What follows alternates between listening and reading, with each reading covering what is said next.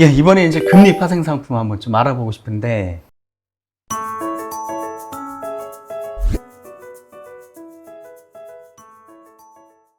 이 우리나라에서 거래되고 있는 금리 파생 상품 중에 대표적인 게 국채 선물인가요? 예, 그게 맞습니다. 맞죠? 예.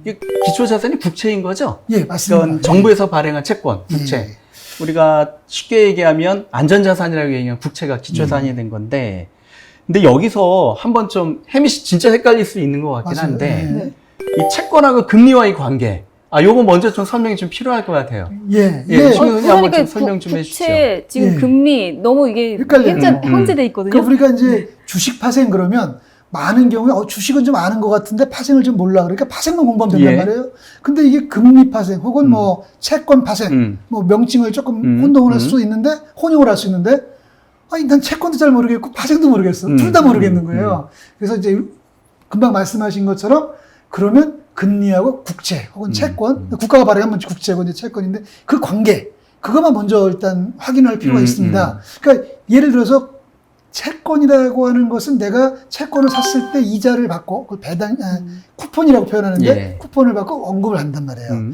그러면 아주 직관적으로 설명을 드리면 금리가 20%야. 금리가 20% 너무 좋겠죠? 근데 3개월마다 쿠폰을 줘. 그러면 예를 들어서 3개월마다 5555 이자를 받다가 100을 받는 거예요. 그런데 이자가 2%야. 그러면 3개월마다 0.5, 0.5, 0.5, 0.5 받다가 100을 받는 거예요. 그렇잖아요. 네. 그게 이제 소위 이자율 이런 개념이란 말이에요. 예. 네. 그러면 반대로 이번에는 그건 이자율 개념인 거고 1년 뒤에 100을 받을 수 있어요. 1년 뒤에 100을 받을 수 있는데 지금 시장 금리가 20%야. 근데 얼마를 주고 사야 되죠? 물론 계산하면 조금 숫자가 더 정밀하게 나오겠지만 대략 80 정도. 대략 80 정도 예. 줘야 되는 거예요. 예. 금리가 20%일 때는 네. 20%짜리 채권은 5를 받는 거고 네. 그냥 1년 뒤에 100을 받는 건 지금 80을 주면 살 수 있는 거예요. 80을 주면 1년간 이자가 20이 돼서 100이 된단 말이에요. 그 나중에 그렇게 100이 되는 그렇죠. 거를 지금 예. 시점으로 계산을 그러니까 하는 금리가 높을 때는 돈을 조금만 주면 돼요. 그런데 금리가 2%야. 그러면 지금 많이 줘야 돼. 그렇죠.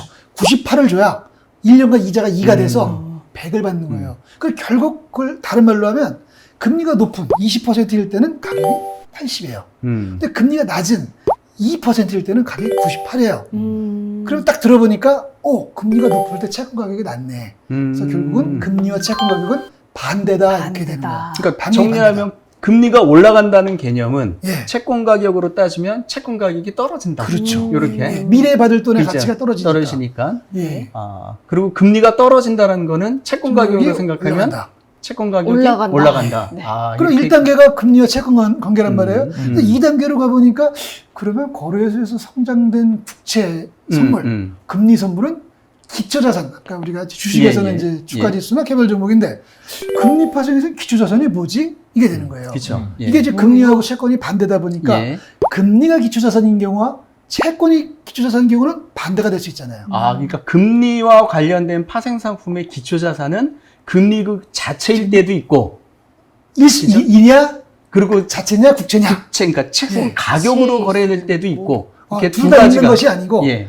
그것이 어떤 경우로 하느냐에 따라 다르다는 거죠. 그런데 이제 실제 시장에서는 금리로 하지 않고 채권으로 한다는 거죠. 채권 가격으로. 그렇죠. 그러니까 우리나라에서 거래되고 있는 국채 선물은 채권 가격으로 거래가 된다 이거죠. 그렇죠. 미국도 마찬가지고 대부분의 나라의 거래소에서 거래될 때는 금리로 거래가 되지 않습니다. 우리는 금리 파생 그러니까 익숙한 금리로 금리가 3%에서 2%로 하락했네 이렇게 생각하는데 금리가 3%에서 2%로 하락한 게 아니라 채권 가격이 예를 들어서 97에서 98로 상승했네 이렇게 되는 거예요. 반대로 생각해야 되네. 그렇죠. 반대가 돼요. 어렵다. 헷갈릴 그게 것 같아요. 헷갈리는 거죠. 네. 그렇죠.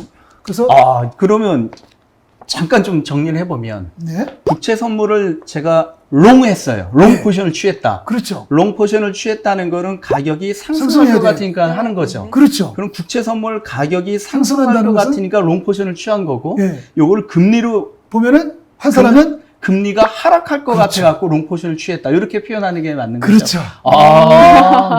머리 굉장히 막 헷갈립니다. 너무 헷갈려. 한 번 더 돌려볼게요. 그러면 금리가 떨어진다 그러면은 국채 선물이 오르는 거잖아요. 근데 보통 금리가 떨어진다는 거는 채권을 살려고 하는 사람이 많아지니까 그렇죠. 그러니까 가격이 높아지는 거잖아요. 그죠. 근데 그 얘기는 채권을 살려고 한다는 사람은 안전자산의 채권을 살려고 하는 사람들이 많다는 거고, 그럼 반대로 생각하면은 위험자산이라고 할 수 있는 부분들은 좀 줄이고 살려고 한다는 거잖아요. 그런 부분도 있고. 그렇다면은 코스피백 선물하고 국제 선물하고 거꾸로 갈 수도 있겠네요.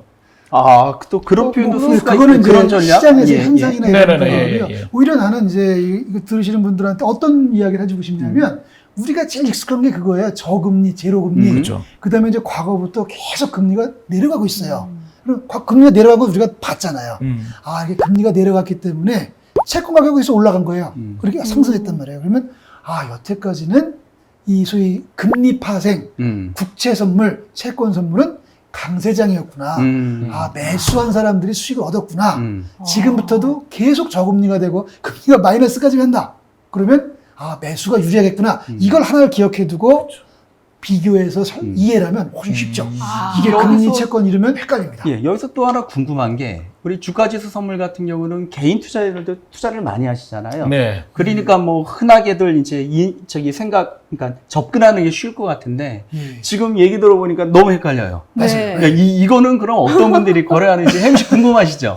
어떤 분들이 그러니까 그래요? 어떤 분들이 이거 네. 저기 거래하시나요? 아무래도 이제 기관에서 많이 하고, 기관. 뭐 헤지펀드나 뭐 이런 소위 전문 투자자들이 많이 할 겁니다.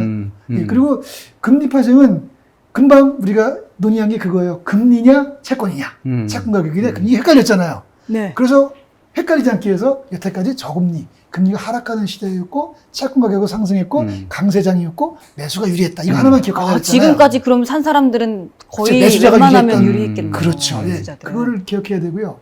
금리가 되면 또 우리가 금리의 변동과 채권 가격 헷갈린단 말이에요.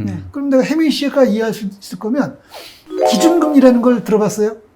기준금리, 네. 예. 그럼 기준금리가 예를 들어서 1%에서 0.75%를 하락을 했어요. 네. 그럼 0.25%가 내려갔어요. 네.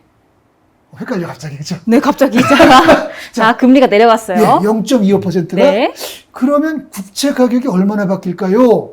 하면 역으로 하면 올라가는데. 예, 올라가죠. 네. 얼마가 올라갈까요? 그러면 그걸 내가 어떻게 알아요? 어떻게 알아요? 어떻게 정답이에요? 그래서 예를 들어서 3년짜리 국채냐, 10년짜리 국채냐. 그러면 이제 채권에서는 우리가 듀레이션이라는 개념이 있어요. 그래서 이제 우리가 금리에 민감한데 그렇게 얘기하면 또 길어지니까 예를 들어서 3년짜리 국채는 대표적인 게 3년입니다. 우리나라는. 그리고 전 세계적으로 다 10년이에요. 그러면 3년짜리는 2.5. 그죠? 10년짜리는 8이나 9인데 편의상 그냥 9 이렇게 기억을 하면 돼요. 그럼 그 숫자가 왜 필요한가요? 왜요? 왜 필요할까요? 금리가 0.25 하락했어요. 네. 그러면 채권 가격은 거기에 듀레이션을 곱해줘야 되는 거예요. 그럼 예를 들어서 네. 갑자기 복잡해지죠? 듀레이션이 뭐죠? 신 교수님. 예. 더 이상 가면 안 될 것 같아요. 이 듀레이션 개념까지만 네, 딱. 듀레이션. 그렇죠. 예. 그러니까 결국은 금리가 0.25% 하락할 때 채권 가격은 예를 들어서 10년짜리는 곱하기 9를 해서 2.25%, 3년짜리는 예를 들어서 2.5 정도에서 갑자기 계산이 헷갈리지만 한 0.6% 정도 그런 정도 가격이 바뀐다는 거예요. 그게 고정돼 있어요? 보통 그렇던 거예요? 정확히 표현하면 이론적으로 그렇게 바뀐다는 거고요. 이론적으로. 시장에서는 수급에 따라서 좀 또 다르겠죠. 자, 그럼 제가 한번 이해가 되셨는지 한번 여쭤볼게요. 네네네. 채권 선물 가격이 오른다는 거는 네. 그 채권의 이자율이 같이 오른다는 걸까요? 아니면 내려간다는 얘기일까요? 아까 역으로 네. 라고 설명해 주신 네네. 예. 예. 반대로. 그렇죠. 네. 그러니까 채권 선물 가격이 오른다는 거는 오르는 이자율이 내려간다. 맞습니까? 네. 아, 어렵다. 굉장히 어려운 개념이에요. 이제 금리와 채권 가격의 관계, 여기 이제 반비례한다는 그 개념인 건데, 네, 그렇죠. 이야기 이제 쉽지는 않았어요. 예. 쉽지 않다 보니까 개인 투자자들이 접근하기도 좀 시큰하지 개인 않을 것 같긴 한데. 투자자들도 접근을 하나요? 하나 많이 팁을 하나요? 하자면 네. 개인 투자도 하죠. 이거는 이제 증거금이 작기 때문에 하는데 결국은 금리하고 채권은 반대다. 시장에 상장되어 있는 것은 금리가 아니고 채권 가격이다. 그리고 1년을 이하도 사실은 1빼기 금리이기 때문에 결국은 채권 가격과 같은 방향이에요. 그러니까 금리 방향이 아니다라는 정도는 이해를 해야 되고요. 그리고 금리가 바뀔 때 채권 가격이 얼마나 바뀌느냐 이게 이제 사실 아까 잠깐 뭐 듀레이션 얘기를 했지만 이제 그런 어떤 민감도 지표를 가지고 계산할 수는 있구나 정도를 우리가 이해하면 그러면 될 것 같습니다.